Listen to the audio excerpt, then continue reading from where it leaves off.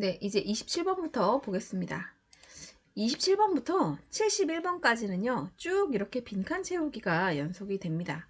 혹시 이상심리학에 조예가 깊으셔서 이 빈칸 채우기를 한 번에 다 하실 수 있으시다면 이 영상을 건너뛰시면 되겠습니다. 문제풀이는 71번부터 들어가고요. 말씀드렸다시피 이상심리학에서는 이런 장애라던가 뭐 이런 전문적인 용어들이 너무 많이 나와서 이 용어들에 일단 익숙해지셔야 되고 이 빈칸 채우기에 들어가는 장애의 종류는 다 알고 계셔야 되고 특징도 알고 계셔야 됩니다. 그러니까 공부할 게 굉장히 많긴 하지만 일단 이것만 제대로 해놓으면 이상심리학에서 굉장히 고득점을 좀 취득하실 수가 있고 고득점을 받으면 그만큼 마음이 좀 편해집니다. 얘는 말을 꼬을 게 물론 꼬아내긴 하지만 좀 명확한 정의들이 많아서 그렇게 심하게 그러니까 정확하게만 알아두시면 막 헷갈리겠지만 그렇게 헷갈릴 게 많이는 없고요. 너무 뻔한 소리를 하고 있는 것 같은데 그렇습니다. 그래서 일단 70번까지는 71번까지는 이렇게 개념 정리가 다 들어갈 거라서 제가 사실은 해드릴 게 별로 없고요. 일단 이거를 라디오처럼 들으시는 분들이 꽤 있다고 제가 들었어요. 주변에서 평을 그렇게 해주시던데 이렇게 줄줄줄줄줄 얘기를 하니까 책을 보면서 공부하시는 것보다 이거를 듣는 게 편하시는 분들은 계속 쭉 71번까지 들으시면 되겠습니다.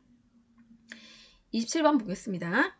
자, 기분 사포에 해당하지 않는 경미한 우울 증상과 경조증 증상이 번갈아 가고 2년 이상, 이건 성인이죠? 어린 아동 청소년 같은 경우에는 1년이겠죠. 장기적으로 나타나면 순환 감정 장애라고 합니다. 순환 감정 장애.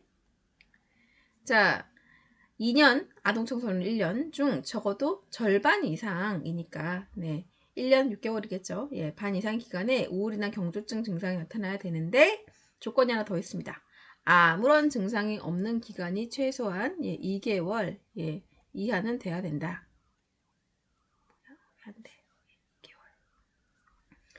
이해해야 한다. 이 경우에 조증 사포와 경조증 사포와 주요 우울 사포를 한 번도 경험 적이 없어야 되고 원인은 유전적으로 본다. 여러분 사포화가 뭔지 아세요? 사포화? 네. 이제 사포화라는 말 엄청나게 많이 나올 텐데 에피소드입니다. 에피소드. 환장하는 거죠. 이게 왜 사포화예요? 사포화가 에피소드인 거는 뭐하는데 이게 무슨 뜻일까요? 지금 그냥 삽화라고 하면은 뭐 그림이나 글이나 뭐 이런 거잖아요. 이런 게 아닙니다. 여기서 말하는 에피소드 삽화는요. 패턴과 기간이라고 생각을 하시면 되겠습니다. 여기서 말하는 에피소드란 기간, 패턴 등등을 이야기한다고 좀 이해를 하셔야 되는 부분인 게 이런 정신장애에서 뭐 우울 사포하니 조증 사포하니 얘기를 할 때 이런 기분의 변화와 어떤 행동의 변화와 이런 거에 나타나는 시기가 있죠. 우울 사포화 그러면 우울한 기분이 있는 그런 패턴 모습 그 기간 등등을 이야기를 하는 겁니다. 어쩌자고 그거를 에피소드라고 말을 했을 것이며 그거를 또 사파라고 번역을 해가지고 지금까지 그들만의 리그에서 쓰고 있는지 사파는요 증상이 지속되는 걸 얘기하기도 하고 지속되지 않는 걸 얘기하기도 합니다. 패턴을 이야기하기 때문에 그 기간 안에서 일정하게 보여지는 모습을 사포화라고 이야기를 한다라고 뭐 좋아지기도 하고 나빠지기도 하겠죠. 그런 일정하게 나타나는 패턴을 사포화 에피소드라고 부른다라고 머릿속에 집어넣으시면 되겠습니다. 자, 28번 볼까요? 우울하고 슬픈 기분이 주된 증상인 장애는 주요 우울 장애입니다. 참 이름 성의 없이 지었죠. 하지만 너무나 단순하고 알아듣기 쉽잖아요. 이거를 단극성 장애, 이건 뭐 어렵죠. 단극성 장애라고도 하고 주요 우울 장애, 단극성 장애, 아주 가장 심한 우울 증세를 말합니다. 오죽하면 이름이 저렇겠습니까? 분노가 무의식적으로 자기 자신에게 향해졌다고 보는 게 정신분석학적 입장이고요. 자, 원인을 사회 환경으로부터 긍정적 강화를 받지 못해서 그게 약화되어서 나타났다고 보는 것이 행동주의적인 입장입니다. 똑같은 장애 행동이 있어도 어디에다 이유를 두느냐에 따라서 이 이론이 다르죠. 그쵸? 29번. 우울이 2년 이상 지속되면 2년 이상 지속이 돼서 지속성 우울 장애라고 합니다. 지속성 우울 장애. 유전적 요인으로 돌리고 있는 항우울제와 인지행동 치료가 가장 효과적이라고는 합니다. 신체적 운동과 수면 패턴의 개선도 증상을 악화시키지 않도록 하는 데 도움이 된다는 말은 너무나 뻔한 말이죠. 근데 뻔한 만큼 우울 장애에 별 답이 없다는 뜻도 될 거예요. 그쵸? 자, 30번. 뭐 획기적인 방법이 있으면 좋겠지만 사실 그렇지가 않습니다. 오죽하면 우울증을 마음의 감기라고 하겠어요. 그죠? 자, 30번. 파괴적 기분 조절 곤란 장애입니다. 반복적으로 심한 파괴적 분노를 폭발하는 청소년과 아동의 장애를 파괴적 기분 조절 곤란 장애라고 합니다. 말은 좀 장황해도 알아듣긴 편하지 않으세요? 그죠?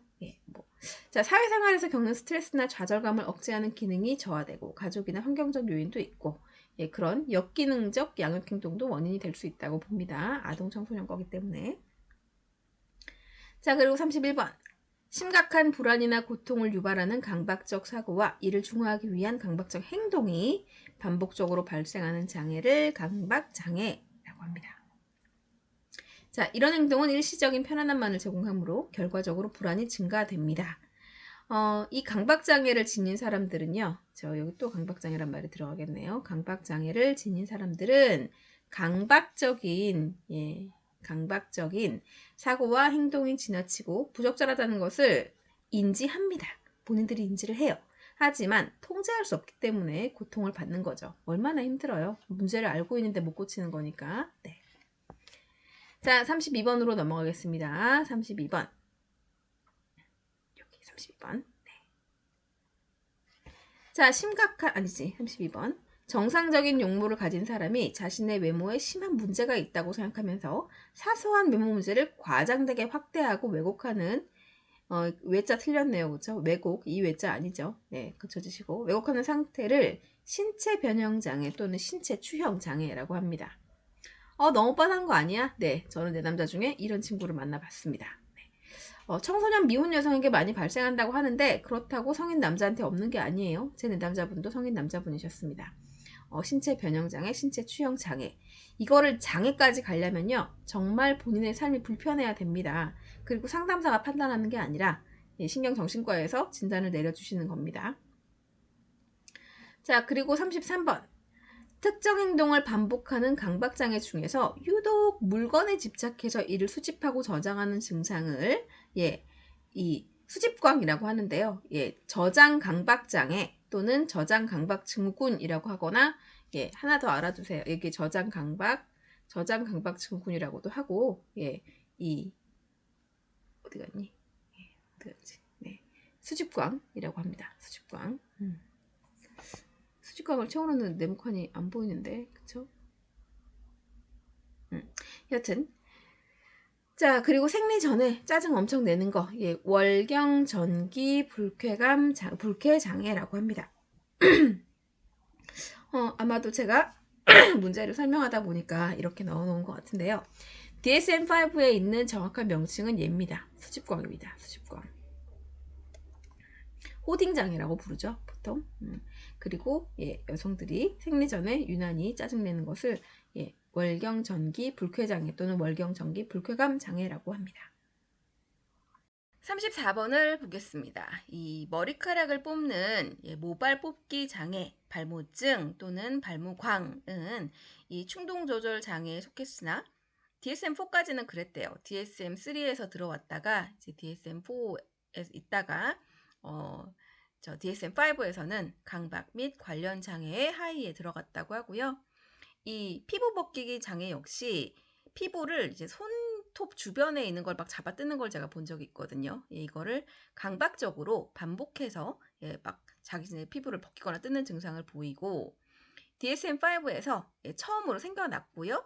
이 강박 관련 장애 하위에 포함이 되었다고 합니다. 발모증이나 뭐 이 피부 벗기기나 전부 다 여성이 훨씬 많은 환자라고 하는데 발모증의 경우에는 어릴 때는 남자가 많고 학령기 전에는 남자가 많고 그 다음에 나중에 보니까 한 70%가 여자더라 이런 통계가 있다고 합니다. 그래서 75%의 환자가 여성이다라고 써놓은 거예요. 예, 그렇다고 합니다. 자, 35번. 강간, 폭행, 교통사고, 자연재해 등 엄청 충격적인 사건을 경험하고 나서 불안 상태가 지속적으로 나타나는 양상 너무나 많이 알죠? PTSD, 외상 후 스트레스 장애라고 합니다. 어떤지 알아두세요. 최소 1개월 동안 주요 증상으로 인해서 일상생활이 힘들어야 됩니다. 그냥 힘든 정도가 아니라 심각한 지장이 초래되어야 하고, 예. 나 외상 후 스트레스 장애인 것 같아. 아니에요. 이건 신경정신과 가서 진단 받으셔야 되고 적절한 약물 치료를 받으셔야 됩니다. 네. 충격적인 사건의 재경험과 관련된 상황에서 자극으로부터 그런 회피 행동이 나타납니다. 그래서 우리 뭐 해야 되죠? 이런 거 그냥 무조건 나인 것 같아 하고 찾아가는 게 아니라 MMPI-2 검사를 하시고 그 결과지를 가지고 신경정신과를 가시라고 저는 내담자분들한테 안내를 해드리고 있습니다. 자, 36번에 외상 사건을 직접 경험했거나 목격하고 난 직후에 나타나는 부정 증상들이 최소한 며칠, 2일, 최소한 2일 동안 지속되고 최고 4주간 지속되고 사고 후 4주 이내에 이런 것이 시작되는 것을 급성 스트레스 장애라고 합니다. 외상 사건이라는 분명한 촉발 요인이 있어야 되고요. 인지적 재구성 그리고 단계적 노출 등등 인지행동 치료가 증상을 완화시키는데 좀 효과가 있다고 하네요. 급성이잖아요. 급성. 급성은 비교적 쉽고 만성은 해결하기가 힘들고는 불문율이죠. 그렇죠? 불문 그냥 원리 원칙이죠. 그렇죠? 뭐라 그러죠? 갑자기 말이 꼬이네. 자, 87번. 애착장애에 있어서 하위 유형은 억제형과 탈억제형으로 나뉩니다. 그리고 이 억제형이 뭐냐? 억제형은 반응성 애착장애이고요. 그렇죠? 다른 사람과의 관계를 두려워하거나 회피하는 것이 억제형입니다. 양육자와의 애착 외상으로 인해서 부적절하고가 아니라 부적절하고 한자 빼주세요. 위축된 대인관계 패턴을 나타내고 또 하나의 유형은 탈억제형이고요. 그렇죠? 두 개 있다 그랬으니까 자, 탈억제형은 어떤 거냐? 누구에게나 부적절하게 친밀함을 나타내는 것이 탈억제형입니다. 과도한 친밀감을 나타내는 거. 이게 다 애착장애의 두 가지 패턴이라는 거 알아두시고요. 38번. 가족의 죽음, 심각한 질병, 이혼, 사업 실패 등 갑작스러운 사건이나 학교 입학, 학교 졸업 등 발달 과정에서 겪는 어떤 변화, 주요한 생활 사건에 대한 적응 실패로 나타나는 어떤 정서적인 반응을 뭐라고 하죠? 말 그대로 적응장애라고 합니다. 자, 분명히 확인될 수 있는 심리사회적 스트레스 사건에 대한 반응이고요. 자, 그냥 쟤 적응 되게 못하는 것 같아. 적응장애야, 적응장애. 아니죠. 그쵸? 부적응 증상이 3개월 이내에 나타나야 하고 현저하게 심각해서 일상생활이 불가능에 가까워야 장애라고 합니다. 개인에게 기능장애가 나타나야 하고 부적응 증상이 다른 정신장애의 진단 기준에 해당되지 않아야 합니다. 그러니까 생각을 해보세요. 이런 것들을 정말 이 사람은 딱 적응장애야 라고 평가하기가 쉽겠냐고요. 치밀한 관찰과 그 관찰을 본인이 할 수도 있는데 옆에서 해줄 필요도 있어요. 그러니까 이런 3개월 이내에 나타나야 한다. 최소 얼마가 돼야 된다. 이런 기간이 그냥 나온 기간은 아닙니다. 분명히 의미가 있는 기간이라서 이게 참 상담사들만큼만이라도 좀 배웠다 하는 그래도 자격증을 받은 상담사만이라도 이런 장애라는 말을 함부로 쓰지 않았으면 좋겠다는 생각이 정말 많이 들어요. 장애는 분명히 존재합니다. 심리적인 장애는 존재하는데 쉽게 얘기할 수 있는 건 분명히 아니에요. 근데 상담사들 중에 좀 극단적으로 말하면 뭐나 되는 양 막 증상을 얘기해서 자기가 진단명을 내리시는 분들이 많아요. 왜냐? 나빠서가 아니라 내담자분들이 그걸 원하시는 경우가 많아요. 그럴 때는 함부로 하시면 안 되고 물러서셔야 됩니다. 이 과정을 설명하시고 기간을 체크한 다음에 심리검사까지 해서 정신과 전문의에게 가서 약물 치료와 그 약 처방을 받으시라고 하는 것이 상담사의 의무지 내담자가 필요로 한다고 해서 또 내가 공부를 많이 했다고 해서 장애를 함부로 얘기해서는 안 됩니다. 절대 안 됩니다. 제가 왜 이러고 있냐? 그러시는 분들이 많기 때문입니다. 이걸 공부하시는 분들만이라도 그러지 않으셨으면 좋겠어요. 네. 자, 39번 전환장애입니다. 심리적인 갈등이나 부담으로 몸이 마비되거나 운동기능, 감각기능에 이상이 생기는 증상 전환장애. 참고로 전환장애 뭐가 떠오르시면 공부 정말 많이 하신 걸까요?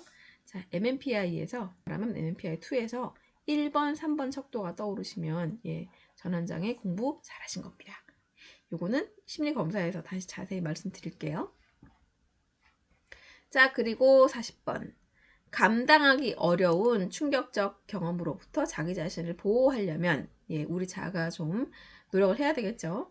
진화론적으로 정적 가치가 있는 기능입니다. 무슨 기능? 잊어버리는 기능, 지워버리는 기능, 해리입니다. 해리. 의식, 기억, 행동 및 자기 정체감의 통합적 기능에 갑작스럽게 이상이 생긴 상태로 이런 해리, 현상이 지나치거나 부정적인 양상으로 나타날 때 해리 장애라고 합니다. 41번에도 줄줄줄 나와요. 자, 해리 정체감 장애가 있습니다. 해리 정체감 장애. 저는 이런 거 실제로는 못 봤고 미드에서는 많이 봤습니다. 미드에서 이런 경우가 많이 있더라고요. 자, 해리성 정체감 장애 또는 다중인격 장애, 다중성격 장애라고 합니다. 왜 미드에서 많이 나오는지 아시겠죠? 미국 영화나 드라마에서 많이 나옵니다. 한 사람에게 둘 이상의 서로 다른 정체감을 지닌 인격이 존재하는 해리 상태라고 얘기를 합니다. 각각의 인격은 반복적으로 행동을 조절하고 개별적인 과거력과 자아성을 가지고 교체되는 인격. 그러니까 이 어떤 사람이 있는데 갑자기 다른 사람처럼 행동을 해요. 이거 영화도 있잖아요. 23 Identities인가요? 예, 그걸 한번 보시면서 공부하시면 재밌습니다. 영화가 좀 징그럽긴 한데 그것만큼 이렇게 연기를 잘했어요. 예, 배우가 제가 보기에는 어떻게 그럴 수가 있는지. 네, 배우는 다르더라고요. 자, 교체되는 인격은 통제적 적대적입니다. 얘네 이 다중인격에서 다른 인격이 왜 생기겠어요? 그 영화에 되게 잘 나와 있어요. 내가 감당할 수 없을 만큼 현실이 힘들기 때문에 내가 다른 인격을 가지고 와서 나를 보호하는 겁니다. 그러니까 교체되는 인격은 굉장히 통제적이고 적대적이고 힘이 세겠죠. 그리고 통제해야 되니까 다른 인격과 갈등을 일으킵니다. 그 23 Identities 영화는요, 정말 실화를 바탕으로 한 거라서 한 사람이 자기 안에 여러 가지 인격을 가지고 있었던 실제 사람을 모델로 하고 있다고 해요. 자, 어떤 경우에 아동기에 신체적, 성적 학대를 경험한 사람에게 나타나고 영화에서도 그렇더라고요. 자, 스트레스가 증가해서 자극이 높아지면 인격 교체가 팍팍 일어납니다. 네, 재밌어요. 한번 보세요. 자, 그리고 42번에 빙의가 나오네요. 빙의. 자, 42번으로 이렇게 가서 이렇게 네. 자, 개인의 생각과 행동이 내면적 자아가 아닌 외부의 존재에 의해서 지배되는 현상, 빙의입니다. 예. 자, 귀신 들리는 거 아니에요. 예, 전문 용어예요. 해리성 정체감 장애의 증상과 근본적으로 동일하게 느껴진다고 합니다. 보여진다고 합니다. 자, 43번. 해리성 기억 상실은 첫 번째 들어갈 말이 해리성 기억 상실이에요. 해리성 기억 상실은 개인의 중요한 과거 경험이나 정보를 기억하지 못하는 겁니다. 기억 상실증 같이 보이죠, 그렇죠? 자, 특정 사건을 기억하지 못하는 경우가 있어요. 그럴 때는 부분이니까 국소적이라는 말을 쓰고요. 국소적 기억 상실. 사건의 일부분, 사건을 기억하긴 하는데 그런 일이 있었나? 하고 사건의 일부분에 대해서 기억하지 못하는 것을 선택적 기억 상실. 하지만 본인이 선택했지만 무의식이 선택한 거예요. 의식적으로 선택한 거 아니에요. 가족이나 특정한 사람과 관련된 정보에 대해서 기억하지 못하는 말도 참 희한하게 체계적 기억 상실 등으로 구분하고, 자, 개인의 생활사 중 일부를 회상하지 못하는 기억의 공백으로 나타나고요. 언어나 학습 능력이나 지식이나 비개인적인 객관적 정보는 다 유지가 됩니다. 그 기억에는 이상이 없어요. 그런 거에는. 그러니까 딱 영화 주제로 쓰기가 너무 좋죠. 자, 그리고 44번 해리성 둔주입니다. 44번. 자, 해리성 둔주입니다. 볼게요. 자, 해리성 기억 상실은 있어요. 그쵸? 해리성 기억 상실. 아까 위에서 개인의 중요한 과거 경험이나 정보를 기억하지 못하는 것이라고 했잖아요. 자, 두 가지로 구분이 되는데, 자신의 과거나 정체감에 대한 기억을 상실해서 가정과 직장을 떠나 방황하고 또 예정 없는 여행을 하고 정말 완전 다른 사람처럼 구는 거죠. 그런 장애인, 해리성 둔주가 함께 나타나는 유형과 그렇지 않은 유형으로 구분이 된다고 합니다. 그러니까 좀 더 디테일하게 볼 필요가 분명히 있는 거예요. 자, 45번. 뇌 이상이나 약물 중독과 무관하게 기억 장애가 발생하여 자아의 분리감과 소외감을 지속적으로 반복하고 경험하는 것을 말이 특이하죠. 이인성 장애라고 합니다. 다시 말해서 비현실적이잖아요. 비현실감. 자신의 생각, 그러니까 이인증, 이인증이란 두 번째, 세 번째 네모칸에 들어갈 거 이인증 뭐냐 하면, 자, 이인증이란 자신의 생각이나 행위, 감정에 대해서 현실로 느끼지 못해서 비현실감 장애라고 하는 거예요. 못하고 분리된 느낌을 갖고 마치 외부 관찰자가 된 경험을 말을 합니다. 그죠?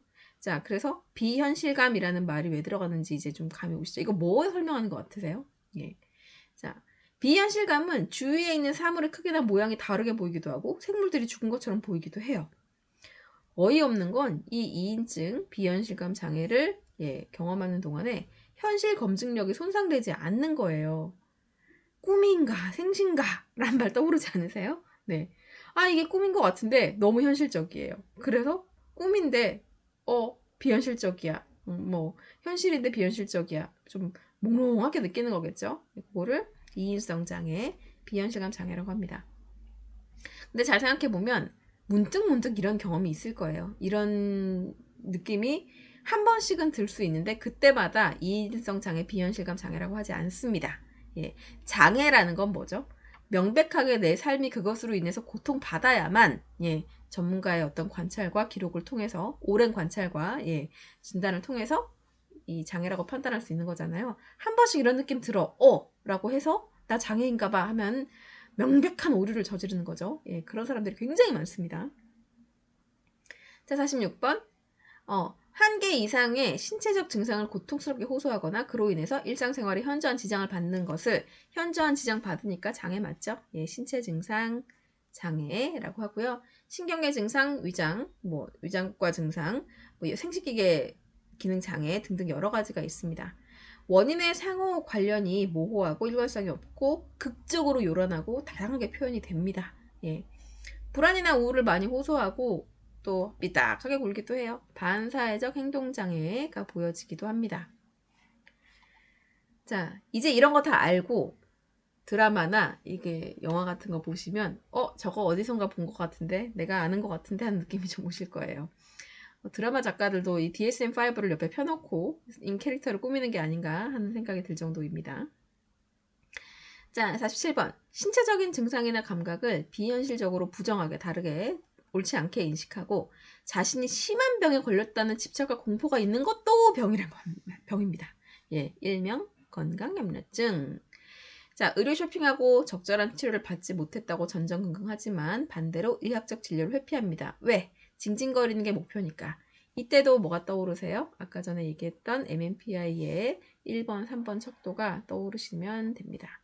전환장애에도 영향을 주고 이리 와. 건강염려증에도 줍니다. 건강염려증 척도는 HS로 MMPI 10개 척도 중에 1번 척도예요. 건강염려. 그런데 의료 쇼핑하고 막 징징거리고 하는 거는 1, 3 척도가 뜰 때 나타나는 모습이라서 그렇습니다.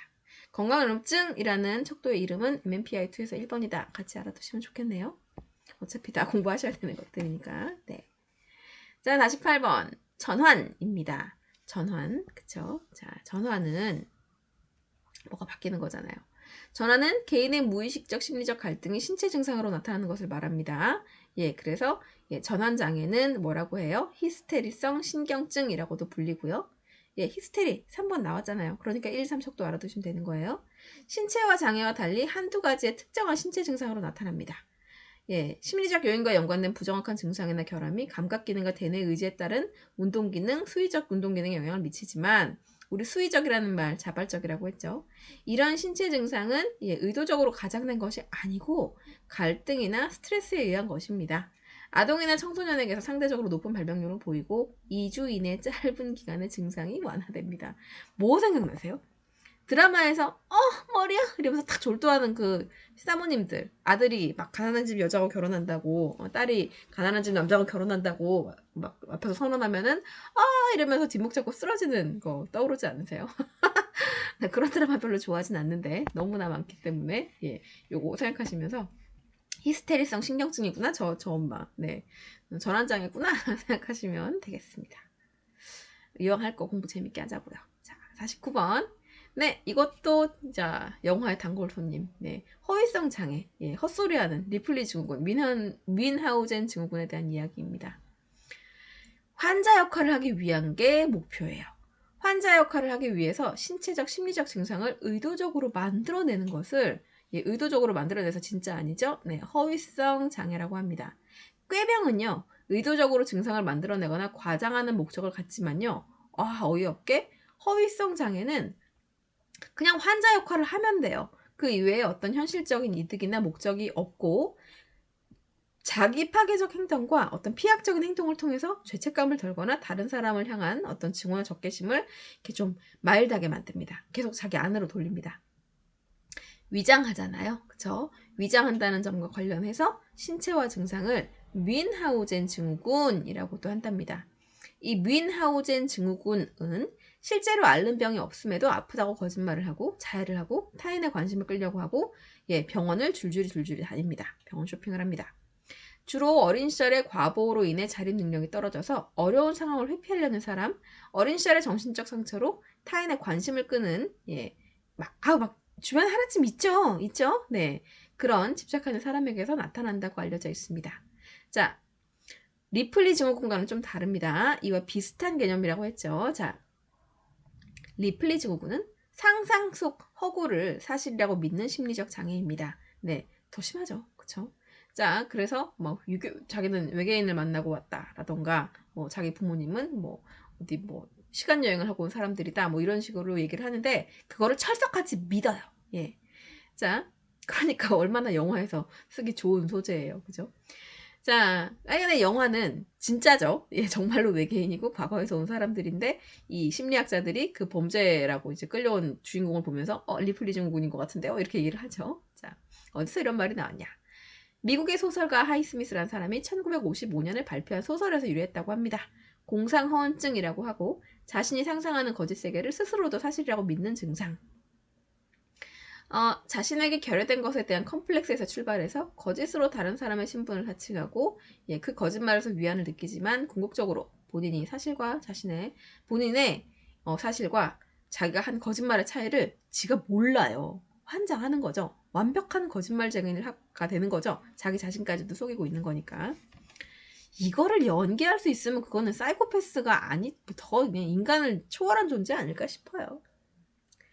자, 50번 보겠습니다. 특정 공포증에 대한 이야기이고요. 특정 공포증. 어떠한 특정한 공포 대상이나 상황에 노출되는 경우 나타나는 심각한 두려움과 비합리적인 회피 행동이 동반됩니다. 특정 공포증. 자, 50번까지 보시고 51번부터 71번까지는 다음 영상에서 알아보도록 하겠습니다. 고생 많으셨습니다.